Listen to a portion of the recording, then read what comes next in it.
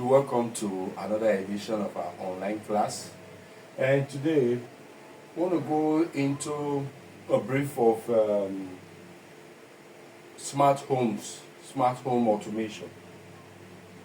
Before you can actually go into automation, you must understand that planning, you should have some idea, should I say, knowledge of electrical wiring, because if you don't have that, how would you connect your switch? How are you able to link your switch? Because these are almost like the connection you have for your regular socket or your switch in the house. So you must understand how you can connect this first before going into the automation area. So you must have some knowledge of your electrical wiring, and when you have that, then you can proceed to the automation proper.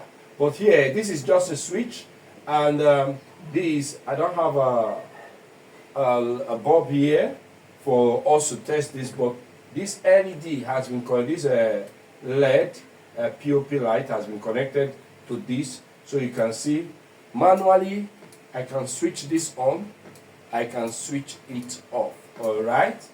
Yes. This is the first part you need to first connect.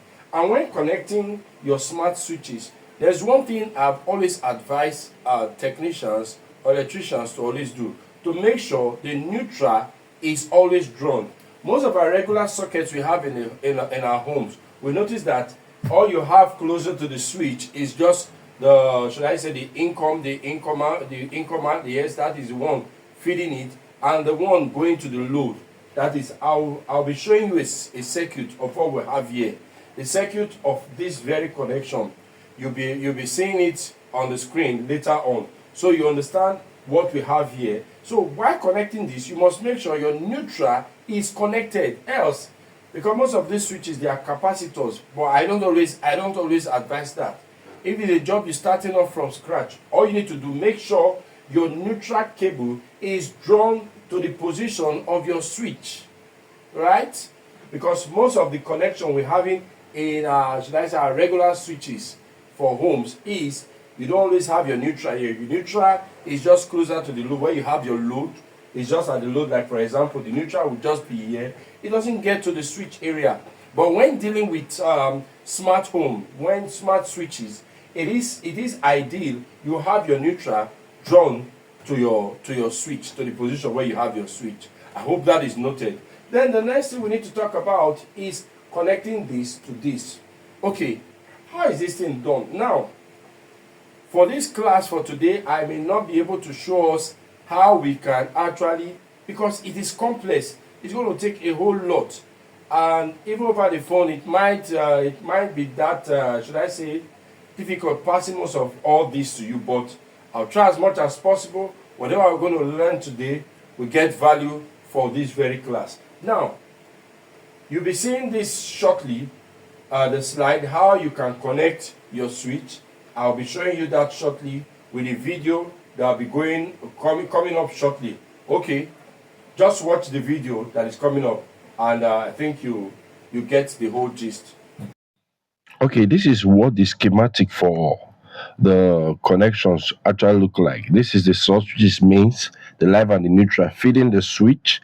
You notice the live goes into the L of the switch, which is the incomer, that's the input, and the L1 and L2 is the output.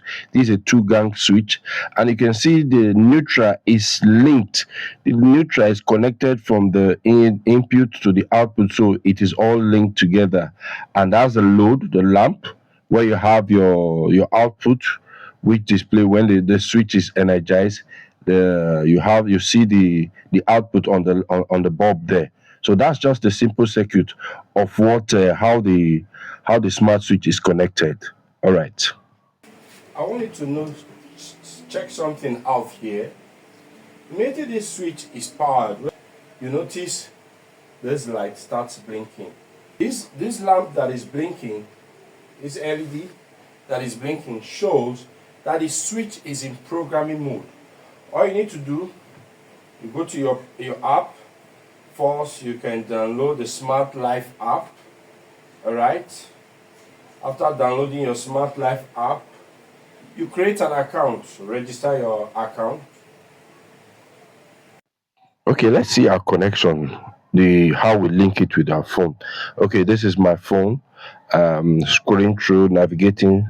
We need to go to the Smart Life app after creating your account, signing in. Now, I need to ensure my Bluetooth is turned on. All right. Then my what's the name? My Wi-Fi is sync with my internet. Right, the router. Okay. So I'm just trying to test my connection to make sure it is connected. Yes, that's fine. Then we can now go to the app, which is the Smart Life. Yes, we'll log in. Okay, these are some other devices connected to this app. These are devices in my home, and now we want to add a new one. So we go to this plus sign at the top right, click on add device. Yes, it takes us here, brings us here. When we get here, you notice it's trying to sync.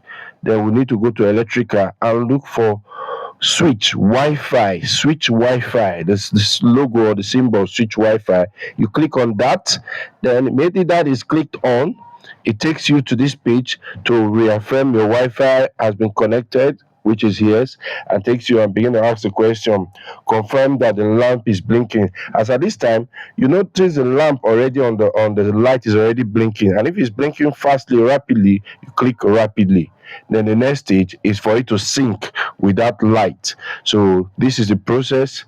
Why that one is blinking, and by the time this one gets connected, the light on that switch turns off immediately. It all becomes solid, any of them, so it will no longer blink immediately it's connected.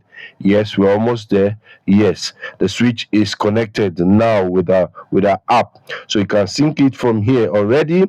The Alexa on my account is already linked with this, so I'll need to change the name to a name that I think might be very easy for me to remember. And what I did here was to use the test. I thought of using the test lamp, but I said no. Let me use the test light. So I changed it to check the test light. So that's why you actually seeing yes, editing it to test light. Then that's done. Click OK, and it's saved to your profile. Yeah, that's how you save it. You add that device to your phone. Yeah, I'm trying to also test it. You see, that's a test light there. You can see it has been added to my profile. I'm just toggling the switch to toggle on and off to see yes when it comes on bright it means the load which is the light is on.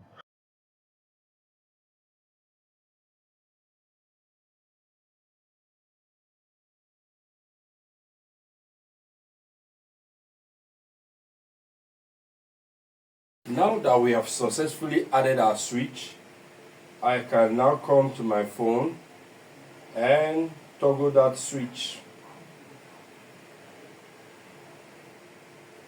Okay,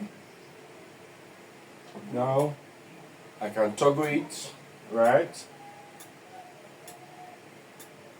I can even ask Alexa to switch this thing on. Sorry, I don't have an answer for that. That's funny. Okay, Alexa, turn on test light. Okay, Alexa, turn off test light. okay, Okay, now you understand that this system has been linked with my Alexa, so that's why any of the device I add here, automatically the Alexa takes total control of it. So, and the other thing I may want to try also, so you see, because right now my room already, this is though it might be my training room also, it is my own room.